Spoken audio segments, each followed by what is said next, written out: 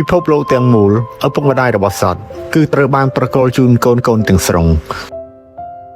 ពួកវាសុកចិត្តហោះហើររាប់រយគីឡូម៉ែត្រហាលថ្ងៃហាលភ្លៀងប្រឈមមុខនឹងគ្រោះថ្នាក់ជំទិះត្រឹមតែដើម្បីស្វែងរកចំណីមួយម៉ាត់មកបញ្ចុកកូនរបស់ពួកវា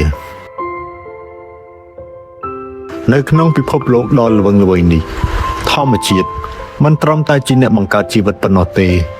ប៉ុន្តែធម្មជាតិពិតជាអស្ចារ្យរីឯសត្វក៏រឹតតែអស្ចារ្យនិងប៉ិនប្រសប់បំផុតក្នុងការប្រើជីវិតរស់នៅរបស់វាទោះបីជាគ្មានគំនូរប្លង់ឬឧបករណ៍ទំនើបប៉ុន្តែសត្វទាំងឡាយត្រូវបានប្រសិទ្ធពរដោយសភាវគតិក្នុងការបង្កើតចម្រុកដ៏អស្ចារ្យនិងស្ថាបត្យកម្មដ៏ល្អឥតខ្ចោះដែលសូម្បីតែមនុស្សយើងក៏កោតសរសើរពីជីវិតរស់នៅទឹកចិត្តចិញ្ចឹមបីបាច់កូនរបស់ពួកវាសត្វបក្សីតូចមួយក្បាលប្រើប្រាស់ត្រឹមតែចម្ពោះតូចរបស់វា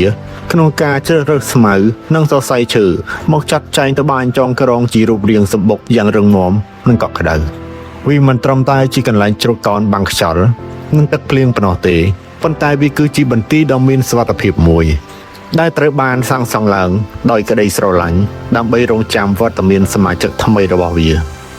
ចាប់ពីទម្រង់6ជ្រុងដ៏អស្ចារ្យនិងមានតុល្យភាពឥតខ្ចោះនៃសម្បុករហូតដល់ចម្រោកកប់ក្រោមដីដ៏ស្មុគស្មាញសត្វពួកវាបានបង្ហាញយើងថាភាពប៉ិនប្រសប់មិនមែនកើតចេញពីការសិក្សានៅក្នុងសាលានោះទេប៉ុន្តែវាកើតចេញពីសភាវគតិនៃការការពារជីវិតប៉ុន្តែអ្វីដែលអស្ចារ្យនិងរំជួលចិត្តជាងស្ថាបត្យកម្មនៃចម្រោកទាំងនោះគឺក្តីមេត្តានិងការលះបង់ដ៏ស្មោះត្រង់នៃបេះដូងជាឪពុកម្ដាយ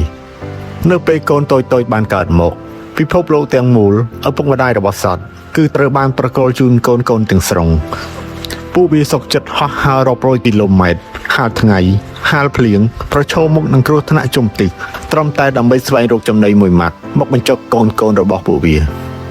ការក្រសោបនិងការការពារកូនក្រោមស្លាបដ៏កក់ក្ដៅការលិតអង្អែល